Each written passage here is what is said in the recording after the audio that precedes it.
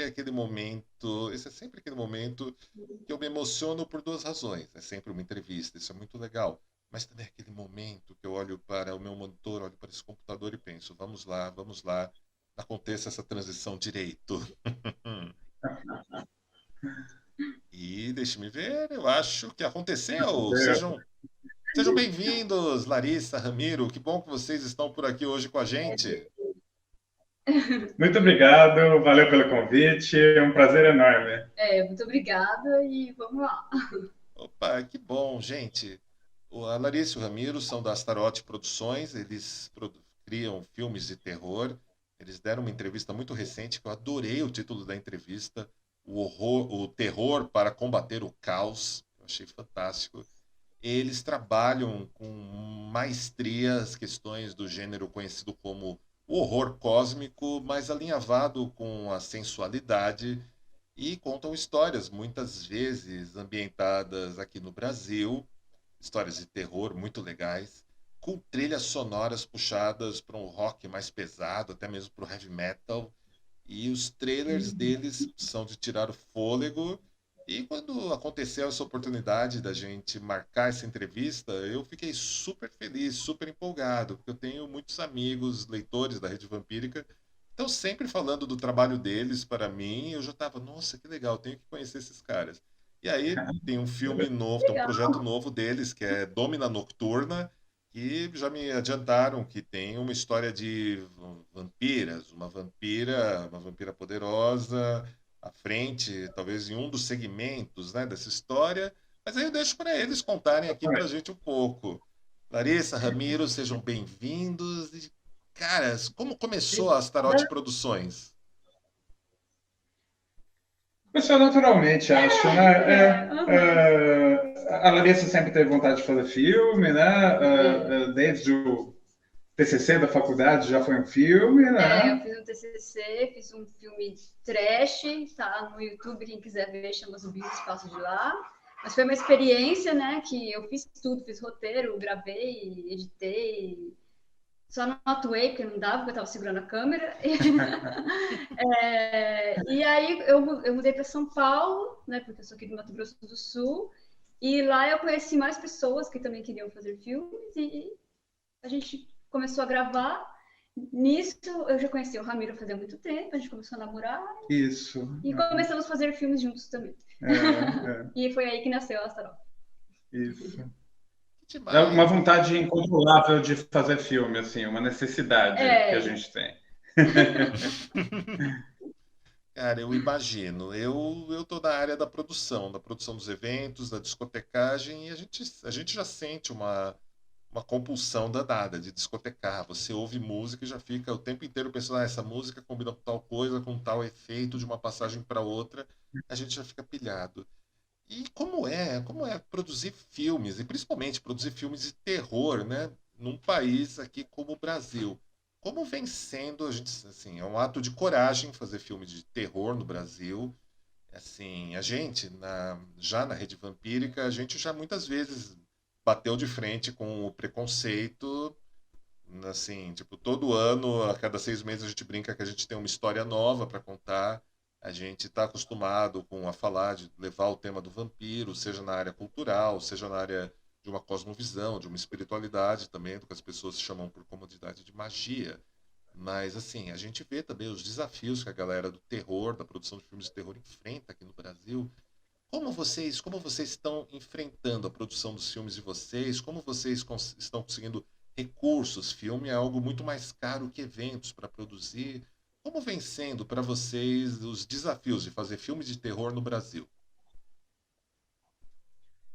Com relação, pegando o gancho do preconceito, a gente já sabe que a gente tem que enviar os filmes para os festivais de filmes de terror.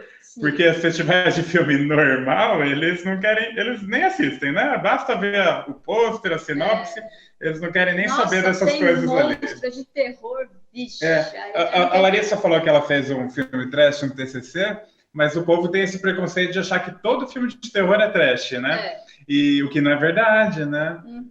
A Larissa sempre está dizendo que, ó, trash, gente, não é um gênero, trash é uma estética. que quase todos os nossos filmes não se enquadram nessa estética, né? Então, mas aqui no Brasil ficou essa, filme de terror, coisa trash e tal, né? Mas, assim, volta e meia a gente também encontra pessoas que apoiam e tal, né? Mas produzir é bem complicado, né? Embora a gente tenha essa compulsão, a gente enfrenta dificuldades, claro, né? Para lidar com orçamento, né? Uma coisa que a gente faz, a gente paga toda a equipe, não é camaradagem, né? Então, assim, a gente faz questão de a gente pechincha, confesso. É uma produção independente, né? Com recurso próprio, que a gente tira do bolso. Então, é assim, ó, eu posso te pagar tanto, você topa. Esse é o projeto, né? Nosso projeto. Esse é o nosso projeto, mostra o roteiro, explica como é que vai ser, né? E porque a pessoa tem que ser bem parceira mesmo, porque a gravação é assim, quando rola, é o dia inteiro, né? 12, 14 horas seguidas. Então a pessoa tem que aguentar e saber que ela vai receber aquele tanto. Não adianta falar, nossa, eu tô recebendo pouco por isso, porque assim, foi explicado antes, né? Tem que trabalhar como se estivesse recebendo 1 milhão, né? Porque a seriedade do trabalho, assim, é o que conta. Né? A pessoa tem que entender. Porque muitas vezes as pessoas acham que também é brincadeira, né? Fazer filme de terror. Porque é filme de terror, né? Que é monstro. Sei lá, eu não sei o que se passa pela cabeça das pessoas. Mas é um trabalho como se qualquer, é uma coisa séria para se fazer, né? Para produzir. Então, é legal sempre procurar pessoas na equipe que entrem nessa sintonia, né? De ter essa coragem, essa vontade de produzir também. Já aconteceu da gente se envolver na produção com pessoas que, filme de terror, a gente percebe que não está levando a sério, né? Então, são essas pessoas que a gente nunca mais chama. Nunca mais, porque é um trabalho também, né? Sim.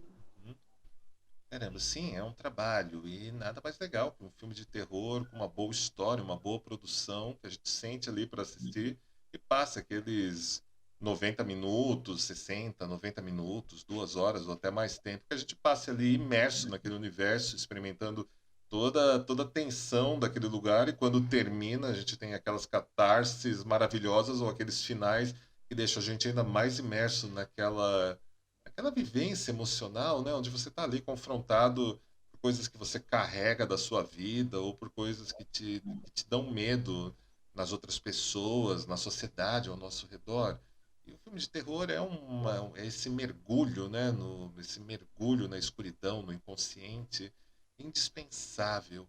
E até a gente teve uma história que aconteceu no final de 2019 para 2020 com um casal de amigos da gente que também faziam faculdade de cinema, que gravaram um doc com a gente da Rede Vampírica, também abordando a questão dos vampiros, né, dos autores de vampiros no Brasil. Fizeram um material belíssimo e, de repente, quando chegou no dia lá da exibição, da aprovação, do dia de exibir para os professores, para a turma, eles foram detonados ali pelos professores do lugar, não pela qualidade técnica, não pela qualidade do conteúdo, que era muito boa, muito bonita, mas por estarem explorando a estética do terror, a estética do horror. E assim, é um negócio impensável. É um negócio impensável. Aquela coisa, como se não fosse ser levado a sério porque é de terror, né? Ou que tem alguma coisa a ver com isso. O que não faz o menor sentido, né? Se a gente for olhar historicamente, o horror é sempre explorado em obras consideradas eruditas hoje, inclusive, né? Parece que tem que passar 2 séculos para ser respeitado, né? O Drácula do Bram Stoker, nem sequer ele é respeitado por alguns estudiosos de literatura, então imagina como é que anda, né? Tem gente que torce o nariz até pro Bram Stoker, então... Sim, nossa, do Drácula. Drácula é muito próximo para mim, né? Por questões naturais, né? Talvez dessa atmosfera, desse ambiente, das coisas que eu faço. Mas eu tive a oportunidade de conversar 3 vezes, de fazer 3 entrevistas com o sobrinho bisneto do Bram Stoker, o Dacre Stoker, que é o executor do legado do Bram Stoker, né? E ele contou muitas histórias de bastidores, aquelas histórias que a gente não encontra nas biografias, as histórias guardadas pela família Stoker, né? E o Bran É verdade. também, eles também enfrentaram essa aspereza, né, do grande público ou de alguns meios mais culturais. E existe, infelizmente, eu até acho que aqui no Brasil aqui no Brasil, na América do Sul, é até um pouco pior a aspereza da crítica ao terror, mesmo a gente tendo cada Eu- vez mais, principalmente ao longo dessa última década, 2010, 2020, o estabelecimento de produtores, de cineastas, de diretores de filmes de terror aqui do Brasil estão produzindo obras de arte, né? São trabalhos fantásticos. E, claro, a gente também vive um pouco, né, sobre a mítica do icônico José Mojica Morins, José do Caixão, né, como um pioneiro do terror nacional, e produziu os filmes com um baixíssimo orçamento, mas conseguiu contar a história deles, né? Ele partiu, né, o ano passado, mais ou menos nessa época, né, também. Zé do Caixão é uma referência para vocês nas obras? Tem alguma inspiração? Tem alguma inspiração para vocês também o trabalho dele? Ah, tem. A gente eu digo, né? Eu sempre falo que ele é o maior diretor do Brasil, não é o maior diretor de filme de terror, é o maior diretor que a gente já teve, né? E eu acho que basta só perder esse preconceito com o terror e para assistir o filme dele, prestar atenção e ver que ele era. Eu acho que ele era um gênio mesmo. Eu também. E assim, a inspiração é fazer o filme com paixão, né? Que ele fazia, com poucos recursos. E o que eu acho legal nos filmes do Mojica é assim, que ele conta histórias que são do Brasil, né, brasileira, mas ele não, eu sinto isso pelo menos, em nenhum momento ele força a barra para parecer que é uma coisa super brasileira, né? Simplesmente são histórias que se passam no Brasil Isso. e isso a gente leva muito nos nossos filmes Não também. tem aquele estereótipo do que é a cultura brasileira. Isso que tanto prejudica o pessoal do terror, né? Que se parece que a produção aqui brasileira tem que ser não brasileira, mas tem que ser estereotipada, né? Esse é o problema, né? A Uhum. gente, bom, porque existem vários Brasis, né? É Isso. complicado isso. Então, simplesmente contar a história que está passando aqui nesse território, mas você não precisa falar, né, declarar onde que Como uma é, obrigação, como né? uma obrigação. Uhum. É isso, é aquela coisa. Brasileira, no momento não estou orgulhosa disso. Gostaria de ser japonesa nesse momento, mas não escolho, né? Mas assim, sou brasileira e ninguém tira isso de mim, tá em mim, né? Eu não preciso forçar a barra. E eu acho que é isso que eu levo do Parece Mojica. que cultura brasileira é só um tipo de produção, que o que a gente faz não é cultura brasileira. Eu acho que nós somos brasileiros, estamos produzindo aqui dentro desse contexto, né? Então as marcas da cultura estão ali, né? O problema é que o pessoal espera uma coisa sempre estereotipada, né? Aqui a gente mora no Mato Grosso do Sul, aqui tem muito estereótipo do Pantanal, né? Como? Você está fazendo cinema aqui no Mato Grosso do Sul e não fala do Pantanal? Eu falo, quando tiver vontade de contar uma história sobre o Pantanal, a gente conta sem problema nenhum. Né? Só que isso não é uma obrigação, né? Uhum. Verdade. Meu, vocês tocaram agora. Vocês me colocaram um sorriso no rosto. Vocês tocaram numa coisa que eu percebo, que eu percebi há muito tempo, mas eu meio que me sentia meio louco, assim, falava, será que só sou eu que percebo isso? E aí comentava sobre isso em alguma palestra, em algum evento, e assim, pela quantidade de narizes torcidos que eu via na plateia, eu cogitava assim, tá, eu acho que eu tô tocando num ponto muito, acho que eu toquei num nervo exposto das pessoas. Mas de fato, a gente percebe muito isso. É como se o que fosse brasileiro é meio que esperam ver uma cartilha de coisas, né? Seja no cinema, seja num livro, principalmente, que é uma área que eu atuo um pouco mais, né? Assim, existe meio que uma cobrança de algumas fatias do público para que você entregue, né, um código visual, um negócio que, não, isso são as coisas brasileiras que tem que ter obrigatoriamente no seu negócio. E ao mesmo tempo, eu adoro causar um pouco de horror nessas pessoas quando eu falo sobre história. quando eu menciono para as pessoas que aqui no Brasil a gente tem 174 anos de produção cultural vampírica, né? A gente já escrevia sobre vampiros, a gente já tem obras de vampiros muito antes do Bram, 50 anos antes do Bram Stoker escrever o Drácula dele, basicamente. Que maravilha. Gente... Essa é novidade para mim. Esse ponto é novidade para mim. É bom, bem, é uma pesquisa que eu faço há algum tempo, né? Porque eu entrei numa vibe muito parecida com essa que vocês estavam contando, né? Do pessoal ficar que o vampiro não era um mito brasileiro, onde já se viu.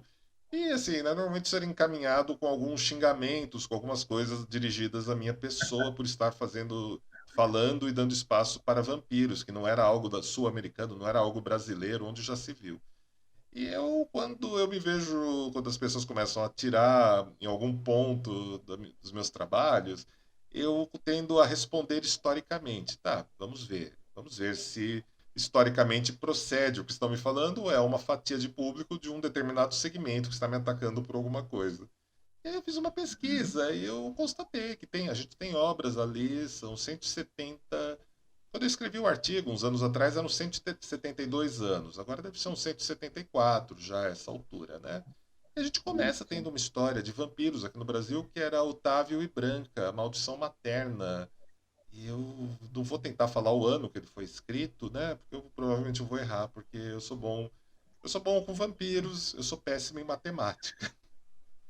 Mas é isso que acontece, meus amigos. São mais de 170 anos. Mais de 170 anos eu estou certo na conta. 172 eu estou corretíssimo, mas já é um pouco mais, né? O artigo já tem uns anos de produção. E você tem história. Você tem várias obras daquele período. Você tem um período que dá uma escassez de conto de vampiro, mas a gente vai ter o Rubens Luchetti criando o Pulp Fiction de vampiros, historinhas de vampiros aqui no Brasil, de vampiros, vampiras. O Rubens Luchetti também vai tocar assim em pontos assim que quando eu vi alguns trechos dos filmes de vocês, nossa, meu, isso é muito a pegada do Luchetti também, cara, tem uma conexão aí, eu pirei nisso, eu gostei disso. E aí vão vir outros contistas, né? Na década de 90, o negócio dos vampiros vai pegar mais fogo, né? Por causa do Drácula de Bram Stoker, do Coppola, o Entrevista com o Vampiro, do Neil Jordan. Aí o negócio dá uma esquentada, dá uma aquecida, e aí fica legal. Aí vem André Bianco, Julia Moon, Marcelo Del Dego, Flávia Muniz e uma legião de autores. Que são assim que eu gosto bastante, né? E até mais recentemente veio o Alex Levi Heller com a adaptação do poema Cristabel dele, que está agora aí chegando no cinema, nos streamings. É bem bacana.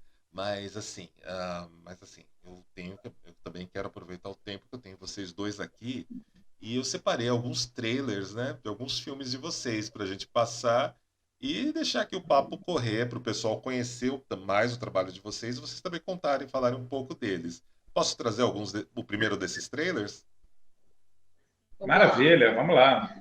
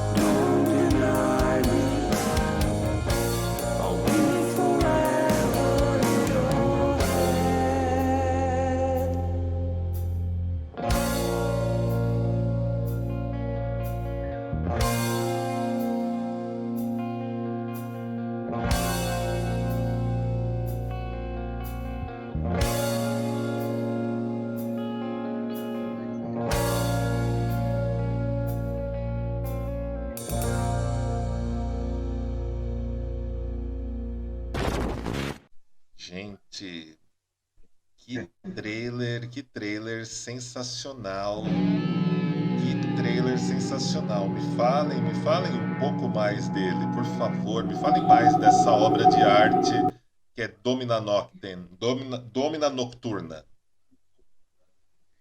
Obrigada por falar que é uma obra de arte. Quer contar a história? Você? Acho que eu vou começar falando e a gente vai intercalando. Né? Okay. Eu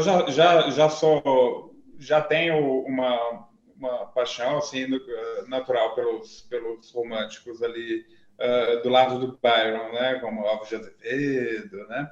E em um determinado momento, quando eu escrevi o roteiro desse filme, eu estava particularmente imerso nesse mundo, né? Então, ouvindo, com certeza não conheço nenhuma porcentagem do que vocês conhecem, mas eu ouvi bastante nesse período para ter uma imersão nesse universo, bastante música gótica, né? Bastante bandas tanto dos anos 80 quanto algumas de gothic metal mais recentes e tal, né? Retomei ouvi algumas que eu não ouvia desde a adolescência, né? Foi muito bom ter esse retorno, né? Às vezes as coisas ficam descansando ali, esperando a hora da gente retornar a elas, né? E falei para a Larissa, olha, tenho que escrever alguma coisa nesse sentido, que vá por essa linha, que trate um pouco dessa fascinação pela morte que autores como o Byron e o Azevedo tinham, né? Porque a obra deles está viva, né? E falei, vamos ter que fazer alguma coisa nessa linha. A Larissa topou. Escrevi um roteiro de um curta, que é uma das histórias que está no Domina Noturna, né? Que é a Pallidus Domina. Cada história tem um título em latim, né? Que vai pela mesma linha. Né? Aí começou todo o processo de produção, né? Ele perguntou, será que a gente consegue fazer o cenário de um cemitério? Ou no quintal? Eu tenho um estúdio de fotografia. Ou no estúdio. Eu falei, a gente escreve aí que a gente vai dar um jeito, né? Sempre assim, na loucura. Bom, a gente vai dar um jeito. E aí o jeito foi transformar essa sala que a gente está... É bem esse espaço aqui. A cripta que você vê no trailer foi construída aqui, onde a gente está agora. A gente está, Foi na sala de casa. E a gente falou com um amigo nosso, né? Eu sou formada em artes visuais e a gente sempre está entrando em contato com pessoas que estão fazendo artes também, é incrível isso. E a gente conversou com um amigo nosso que é escultor, se tinha, né, essa possibilidade para fazer assim com um orçamento quase zero, com papel, papel e madeira e tinta. Ele falou, não, rola fazer assim. E aí a gente construiu esse cenário. A gente gravou esse curta, eu acho que em um dia, né? Acho que dois dias, esse curta. E aí a gente ficou tão fascinado com a sala transformada numa cripta que a gente nem queria desmontar, né? A gente queria ficar vivendo nessa cripta. Tinta, né? Não é o cheiro que seria de uma cripta normal, mas é tão desagradável quanto, porque é um cheiro tóxico, assim, de tinta, né? Não é o cheiro dos mortos, mas tinha um odor bem forte. Nossa, a gente tinha que dar umas voltas para andar pela casa, né? Que ficou tudo meio zoado. Aí, enfim, o Ramiro falou, não, então vou aproveitar e vou escrever mais alguns curtas. Isso. Né? E aí ele escreveu. Pessoal, vou fazer aí a segunda ideia foi fazer uma série de curtas que tivessem essa mesma ambientação, né? Mas com personagens diferentes circulando neles, né?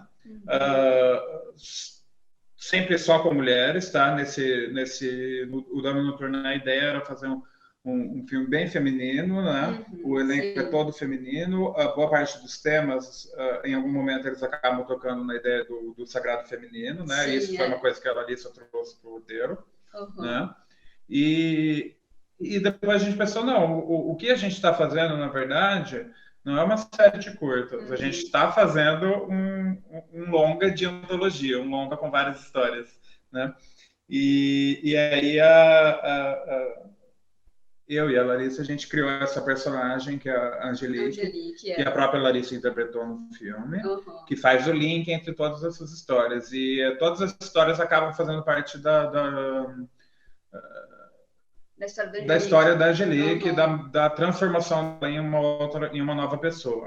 Né? E aí tem a história que essa não é ambientada aqui na sala, na cripta, mas num campo, assim, numa mata, né? Sim, que é a história que tem a própria Angelique, né? E que faz um link entre todas elas. Também tem uma parte da Angelique, a maior parte dela a gente gravou num hotel antigo aqui da cidade, que é o Hotel Gaspar, que desde a primeira vez que eu fui lá, que eu fui fazer um making-off de um ensaio fotográfico de moda, e aí eu falei, nossa, gente, precisa fazer um filme de terror nesse hotel.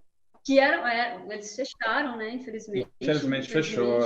Mas é um hotel, era lindo, né, uma coisa histórica, né. Enfim, décadas e décadas, né? Uma arquitetura muito, muito interessante. E a gente gravou lá também, as partes da Angelique.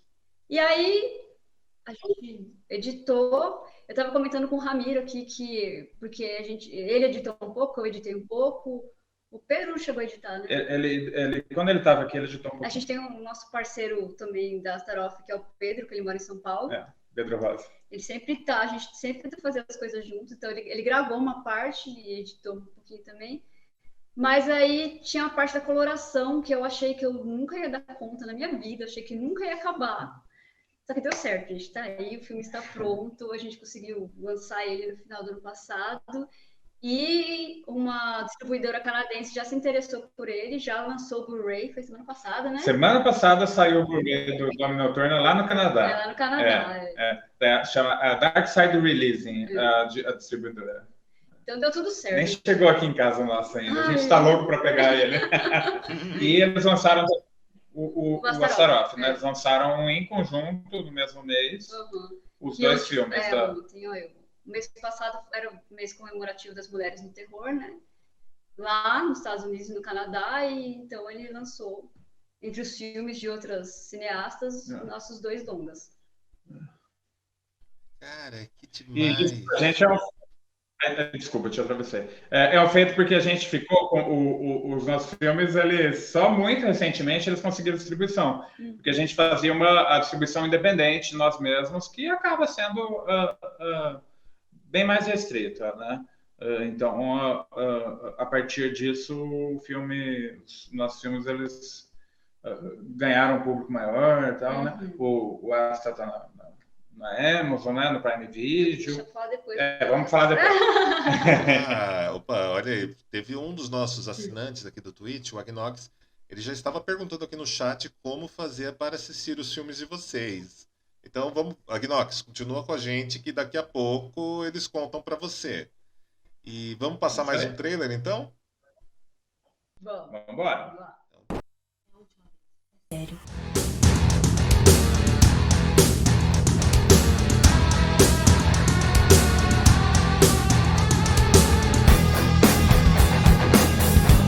Aquela mulher tava me secando, eu ali de camisola dormindo.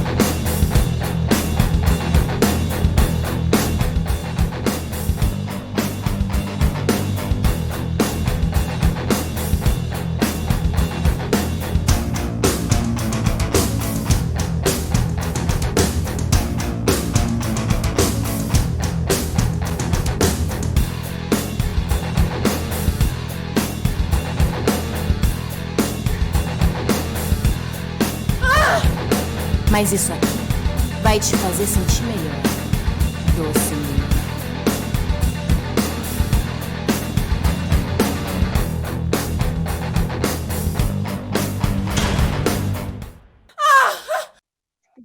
Aqui, você ia participar. Opa! Red Hookers. Red Hookers também foi um livro, né? Se não estou enganado, pela editora Cabana Vermelha. E vocês fizeram a adaptação do livro para o filme ou do filme para o livro? Me contem essa história. Vou deixar com o autor. Estou com o livro aqui, inclusive. O Red Hookers, na verdade, ele foi primeiro curta, né? Então, ele... Foi o primeiro filme que a gente lançou, que rodou os festivais e tal. E eu sempre comento isso, que tem aquelas histórias curtas, e eu acho que quem escreve conto tem muito essa sensação também. Tem aquelas histórias curtas que já renderam o que tinham que render, que não faz sentido ampliar aquelas histórias, né? Mas tem aquelas outras que parecem ter algo a mais por trás, né? Que parece que podem render mais, né? E o Red Rocket, ele ficava martelando muito na minha cabeça. Aí eu falei, não, acabei desenvolvendo, ampliando o cenário mesmo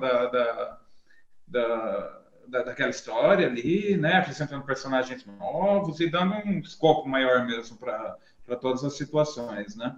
E aí escrevi esse livro bem depois, inclusive, né? Felizmente a editora Cabana Vermelha acolheu ele, né? E é o meu primeiro edição lindíssima, né? É o meu primeiro livro de ficção. Embora já tivesse tantos roteiros, eu nunca tinha publicado, né? Ficção. E é o primeiro e já tenho outros engatilhados, tá? Logo vai sair um novo romance. Então, foi o primeiro que a gente fez juntos, né? Porque, assim, na verdade, o Ramiro escreveu o roteiro e eu dirigi. A gente também fez, lógico, como sempre, na loucura. Nós dois éramos 2 estudantes. Eu estava sendo sustentada pela minha mãe, eu demorei um pouco para começar a trabalhar. Eu fazia uns bicos assim, de babá, né? Fazia cookie para vender, mas nada que me sustentasse mesmo, né? Que me sustentava era minha mãe. E o Ramiro ganhava uma bolsa, que ele está fazendo um doutorado na USP. E a gente ia voltar para Campo Grande e pensamos, não sei. Ele escreveu esse roteiro e falou: tem um presente para você, e me deu. E aí a gente juntou as moedas, juntou todas as economias. Literalmente juntou as moedinhas. A gente tem foto assim das moedas que a gente juntou mesmo, e a grana que a gente tinha, e produzimos o filme, né? E aí a gente tem um amigo que conhece a Mônica. Então, ele passou o contato dela, falei, não sei se ela vai topar. Ela estava numa de fazer filme de terror naquela época, né? Tinha feito alguns filmes de terror. E ela topou alguns curtas, e foi muito bom, porque isso chamou bastante atenção, curta, né? Quando saiu Chamou o nome dela. E também tem uma parte que foi gravada na sala do nosso apartamento, onde a gente morava. Sempre assim, né? Virou cena de um ritual ali. Ritual satânico. Um ritual, assim, blasfemo, obsceno. Inclusive, você lembra que foi a Fabiana Sevilha, né? Foi, que é uma diretora também. É uma diretora também brasileira. Terror, Aí ela tinha um programa que falava sobre filmes, sobre produções.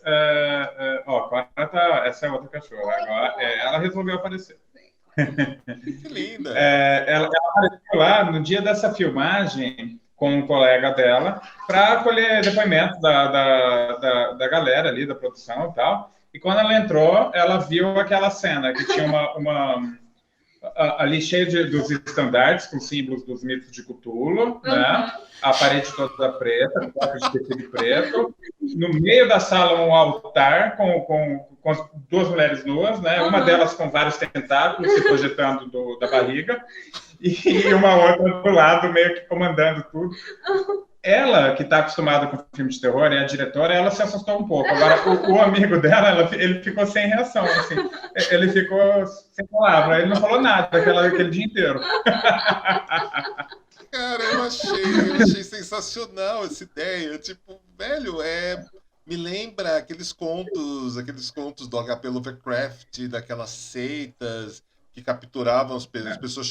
O personagem chegava na cidade meio sem entender porque as pessoas agiam tão estranho naquele lugar, ia começando a ver umas coisas esquisitas, de repente alguém dopava, pegava e acordava no meio disso tudo.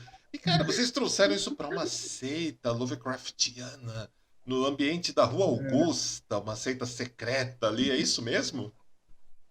É isso, É até a boate, né, que na verdade é um lugar meio secreto, só encontra a boate as pessoas que a boate quer, né? E aí lá dentro tem os seguidores né, de toda essa coisa do Lovecraft aí. Mas assim, no curta não dá para saber tudo isso, assim, dá para ter uma noção. Mas aí a história mesmo é de 2 irmãs, da Karen e da Cherry, que são muito diferentes, né? Uma é uma estudiosa que quer se formar e super nerd, só pensa em estudar. E a outra, ela resolveu levar uma vida, eu não vou dizer mais divertida, porque ela escolheu como profissão a prostituição, que eu acho que é uma coisa difícil de se fazer. Mas, enfim, né, são caminhos diferentes que elas escolheram. E acabou que nesse meio aí, né, que ela vai trabalhar na Red Hookers. E aí acaba sendo maculada, assim, por essa seita, né? E aí a Karen tem que descobrir o que está acontecendo, que a irmã dela está ficando cada vez mais esquisita.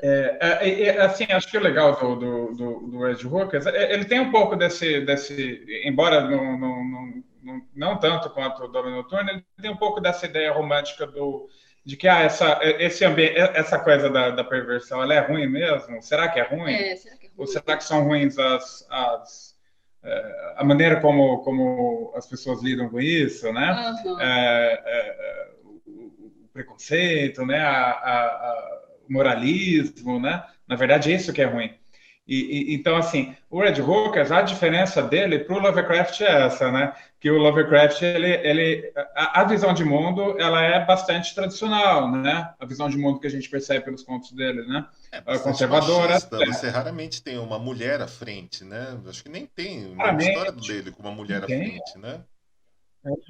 Então, de trazer para o lado feminino e tratar da sensualidade e tal, acho que isso que o curta e o livro tem, que no Lovecraft não está presente, né? A nossa leitura dele, né? É inspirado lá nos mitos dele, né? Mas é uma visão, uma leitura... Nossa, tem que ser assim, né? Não querer copiar o cara. Eu prefiro assim, né? Dar o nosso olhar, assim. Essa questão da sensualidade, assim, do erotismo, aparece bastante nos nossos filmes, sabe? Sim, porque assim, a nossa inspiração, muita da nossa inspiração, vem dos filmes dos anos 80, né? Daqueles filmes que eram produzidos para ir direto para vídeo, os filmes de terror. Então sempre tinha nudez, né? Pelo menos um peitinho. Na verdade, a gente assiste filmes dos anos 80, a gente vê que até umas comédias assim que eram leves, família, sempre tinha um peitinho lá, né? Então, assim, eu sei, eu sou dessa geração, eu cresci achando isso muito normal. E eu sempre, antes de estar namorando o Ramiro e tal, eu zoava com meus amigos, eu falava, olha, meu sonho é fazer filmes que tenha peitinho, lesbianismo e sangue, né? Eu sempre quis, na verdade, juntar essa coisa do horror com sensualidade, né? E aí, finalmente, quando eu fui trabalhar com o Ramiro, eu consegui produzir essas coisas. Então, eu não tenho, sei lá, eu acho meio libertador poder ter nudez e tal, né? E aí, no Red Hookers, já começou... E por causa dessas coisas que a gente financia nossos próprios filmes, porque eles dificilmente passariam no edital público. Provavelmente. Porque a gente sabe que existe um direcionamento assim para um tipo de projeto, né? Aquele tipo de projeto que sempre recebe financiamento, né? E a gente não tem nada contra, em nenhum momento, a subvenção pública para a produção de filmes, né? Mas poderia ser resolvido de maneira diferente. Essa é a nossa crítica, né? Poderia ser mais livre, as expressões mais diferentes, né? Não sempre aquela mesma coisa, aquele mesmo tipo de filme sempre sendo financiado, né? Mas, enfim, a gente se vira da nossa forma e é melhor. Imagina um projeto como o do Domina, que vai se transformando enquanto a gente está gravando. Não tem como ele funcionar através de um edital público, porque no edital você já tem que apresentar o projeto fechado e o produto final tem que ser aquele que estava anunciado ali naquele projeto, né? Então, isso engessa muitas coisas, né, para a gente. A gente não gosta de trabalhar assim. Nosso meio, aquela coisa, a gente não tem nada contra, gente. Enfim, faz com o edital, beleza, maravilha. Cada um faz o que quer. A gente foi para o negócio do edital, mas está falando do Red Hookers. O Red Hookers foi, então, o curta que abriu as portas para a gente. Abriu as portas, que rodou vários festivais mesmo. Cara, que fascinante. E que legal, vocês produzindo filmes de terror com uma pegada própria, trazendo o gênero do horror cósmico, trazendo a viés da sensualidade, né? E até tem uma piada até bastante trash de um amigo meu, professor de literatura de uma universidade aqui de São Paulo, que, segundo ele, né, o horror cósmico do H.P. Lovecraft era a mulher. Faz sentido. Tudo que ele mais temia eram as mulheres.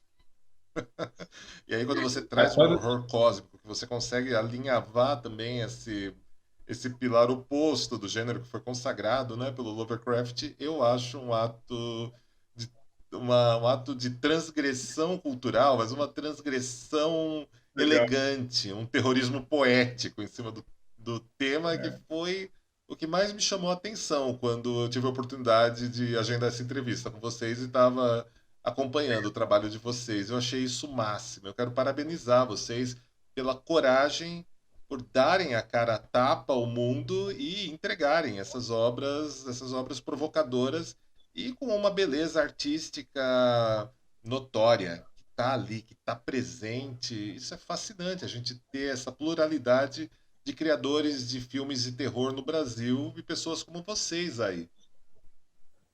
Obrigada. Muito obrigado, muito obrigado. Muito bom ouvir isso. Uhum.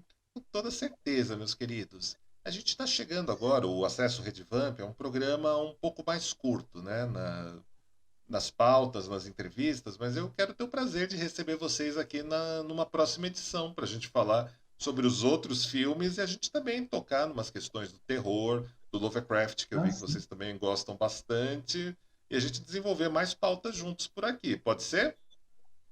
Pode ser. Nossa, tô só esperando você chamar, que eu tô a postos já.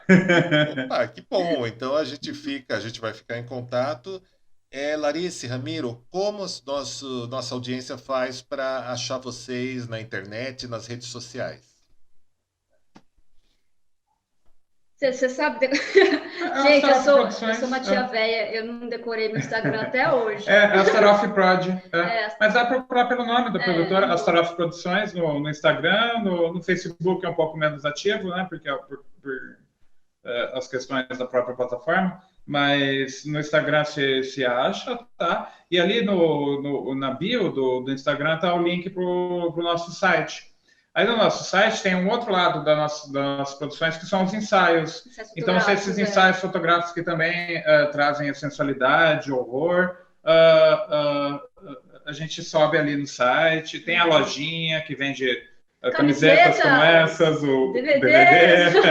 Importante, muito importante. Um pouco do nosso universo está ali no site também. Mas isso, acho que o mais fácil de localizar é o perfil no Instagram mesmo, e ali tem todos esses caminhos que se abrem aí para quem quiser ir por eles.